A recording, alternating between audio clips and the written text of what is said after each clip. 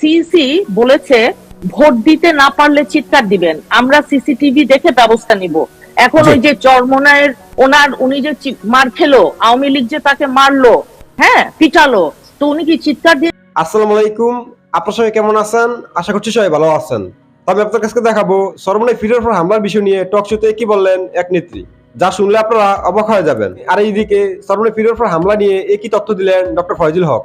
আমি আপনাদের কাছে এই দুটি ভিডিও ফরমেশন দেখাবো। আজকের এই ভিডিওটি অত্যন্ত গুরুত্বপূর্ণ। আমি আশা করবো যে আপনারা এই সম্পূর্ণ ভিডিওটি দেখবেন। আর এই সম্পূর্ণ ভিডিওটি দেখলেই বিস্তারিত জানতে পারবেন। আর এই ভিডিওটি দেখানোর আগে আপনাদের কাছে আমার ছোট্ট একটি রিকোয়েস্ট, আপনারা যদি আমার চ্যানেলে নতুন হয়ে থাকেন তাহলে একটু নতুন আপডেট নিউজ সবার আগে পেতে আমার এই চ্যানেলটি সাবস্ক্রাইব করে আমার সাথেই থাকুন। আর এখন চলুন আমরা প্রথমে দেখে আসি চরমোনাই ফিরের পর হামলার বিষয় নিয়ে টক শোতে কি বলেন এক নেত্রী, সেই ভিডিওটি। সিইসি বলেছে ভোট দিতে না পারলে চিৎকার দিবেন, আমরা সিসিটিভি দেখে ব্যবস্থা নিব। এখন ওই যে চরমোনাইয়ের উনি যে মার খেলো, আওয়ামী লীগ যে তাকে মারলো, হ্যাঁ পিটালো, তো উনি কি চিৎকার দিয়েছিলেন? দিবা স্বপ্ন তো জেগে জেগে আওয়ামী লীগ দেখছে, যেই তারা তো ভোট ভয় পায়, একটা সুষ্ঠু নির্বাচন ভয় পায়, যেই কারণে 2014, 2018 আর 2008-এর নির্বাচন তো ছিল 1/11 সেনা সমর্থিত সরকার। এটা তো আওয়ামী লীগ তাদেরকে দায় মুক্তি দিয়েছে। আওয়ামী লীগ বিদ্যুতের বেলায় যেমন আইন করে দায় মুক্তি দেয়, একইভাবে 1/11 ওইখানেও আপনার আওয়ামী লীগের বহু এমপি তারা দাঁড়িয়ে সংসদে বলেছিল, লাভ হয়নি, কোন অশুভ শক্তির হাত ধরে বিএনপি কোনোদিন ক্ষমতায় আসেনি।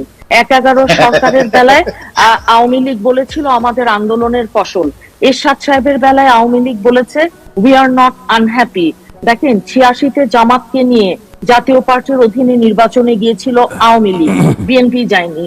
এখন 91 থেকে 95-তে জামাতকে নিয়ে যুগপৎ আন্দোলন করে তারা যে আনরেস্ট দিয়ে 173 দিন হরতাল, জ্বালাও পোড়াও এগুলো করেছিল, এমনকি 2013-14-তেও আপনি যদি গণমাধ্যমের খবরগুলো দেখেন সব নাম আসছে আওয়ামী লীগ, ছাত্রলীগ, যুবলীগ, তাদের, আমাদের এগুলো আসে নাই। দেখেন পঙ্কজ দেবনাথ বিহঙ্গ পরিবহনের কথা, আওয়ামী লীগ একজন নেতার সংবাদ সম্মেলন ওনার এলাকার বরিশালের, উনি নিশ্চয়ই সেটা জানেন। সভা সমাবেশ আমাদেরকে করতে দেয় না, আমরা সভা সমাবেশ করলেই আমাদের 17-18 জন নেতা কেবল সভা করতে গিয়ে। আপনার জন্য যে সময় সেটি প্রায় শেষ, একবার শেষ লাইনটি শুনতে চাইবো। ছোট করে বলছি, দেখেন 640 জনের ওপরে আমাদের গুম হয়ে গেছে, আর আমার জামাতকে তারা নিষিদ্ধ করে নাই। এখন অনেকে বলে আর কি, অনেকে যেহেতু আওয়ামী লীগের সাথে জামাতের অনেক পুরনো সম্পর্ক, তো তারা যদি মনে করে থাকে যে ওই জামাতকে এখন রাস্তায় নামিয়ে কোন রকম অন্য ফায়দা পাবে, সেটা সুযোগ নাই। পিস কিপিং থেকে একজন অত্যন্ত গুরুত্বপূর্ণ ব্যক্তি আসছেন। আপনি জানেন যে পিস কিপিং মিশনে আমাদের সেনাবাহিনীর ভাইয়েরা যারা যান, জাতিসংঘ থেকে যিনি আসছেন অচিরেই, সেখানে হিউম্যান রাইটস ওয়াচের যে বক্তব্য সেটা অত্যন্ত অ্যালার্মিং। আমি অসংখ্য ধন্যবাদ ওই ব্যাপারে। একটা কথা দেখেন, ওই সিইসি বলেছে ভোট দিতে না পারলে চিৎকার দিবেন, আমরা সিসিটিভি দেখে ব্যবস্থা নিব। এখন ওই যে চরমোনাইয়ের উনি যে মার খেলো, আওয়ামী লীগ যে তাকে মারলো, হ্যাঁ পিটালো, তো উনি কি চিৎকার দিয়েছিলেন? অসংখ্য ধন্যবাদ অ্যাডভোকেট ফাহিম নাসরিন মুন্নাফা। আজকে আর সময় দিতে পারছেন না ইসহাক আলী খান পান্না ভাই, আমি কোনো প্রশ্ন করছি। আপনারা ইতিমধ্যেই দেখেছেন যে বরিশাল একটি অবৈধ ফ্যাসিস্ট সরকারের অধীনে যে নির্বাচন হচ্ছে, সেই ফ্যাসিস্ট সরকারের অধীনের একটি নির্বাচনে বিরোধী মতের কোনো প্রার্থী না থাকা সত্ত্বেও সেই জায়গায় যারা প্রার্থী ছিলেন তাদের আজকের একটি নির্বাচন হওয়ার কথা, বরিশাল সিটি কর্পোরেশন নির্বাচন। সেই নির্বাচনে আজকের ন্যাক্কারজনকভাবে অবৈধভাবে ইসলামী আন্দোলনের সম্মানিত ভাইস চেয়ারম্যান তথা নায়েবে আমির মুফতি ফয়জুল করিমের উপরে আক্রমণ করেছে অবৈধ ফ্যাসিস্ট এই আওয়ামী লীগ সরকার।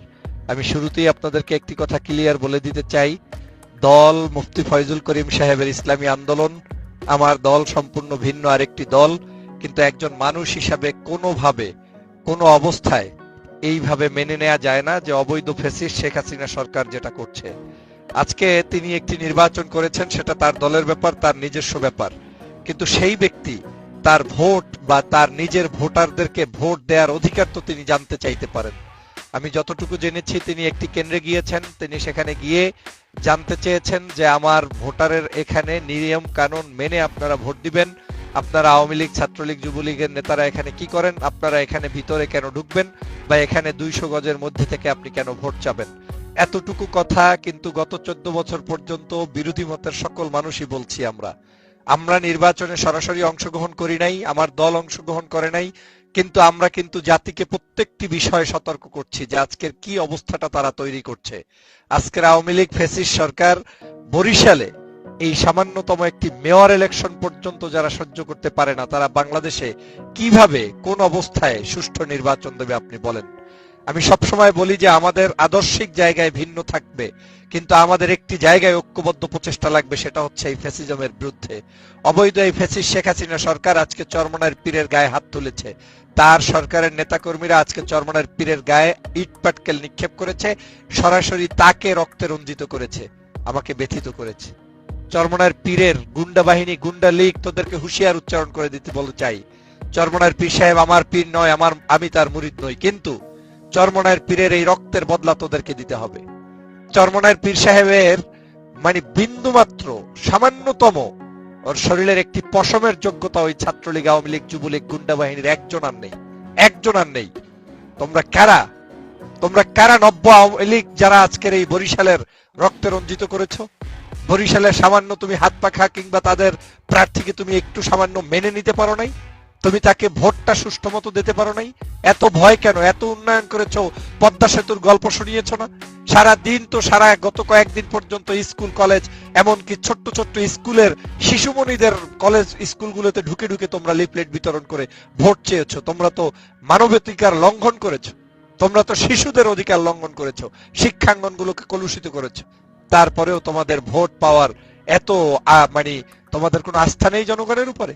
তো তোমাদেরকে যদি জনগণ ভোট না দেয়, সেটার জন্য খেসারত কেন আজকের চরমনায়ের পীর সাহেবের উপরে তুমি আক্রমণ করবা? এই আক্রমণকে যারা সমর্থন করবেন তারাও কখনো নিজের কাছে প্রশ্ন করবেন, আমি কোন ব্যক্তির, সে আমার মতের ভিন্ন হলেও আমি স্পষ্ট ভাষায় আমি সবসময় যে কথাটা বলতে চাই, আক্রমণের তীব্র নিন্দা জানাই। চরমনায়ের পীর সাহেব নির্বাচনে গিয়েছে কি যায় নাই সে ভিন্ন বিতর্ক, সে নিয়ে আমি আজকের আপনাদের সামনে উপস্থিত হইনি, কিন্তু আজকের আওয়ামী লীগ তার উপরে যে জুলুম করেছে, নির্যাতন করেছে, এর তীব্র নিন্দা জানানো হচ্ছে বাংলাদেশের সকল গণতন্ত্রময় মানুষের কর্তব্য এবং দায়িত্ব।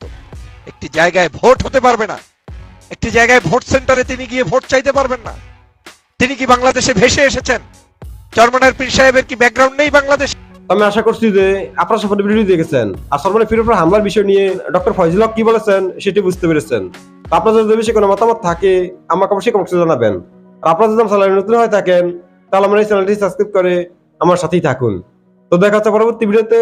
সে বন্ধু সবাই ভালো থাকবেন, সুস্থ থাকবেন। আল্লাহ হাফেজ।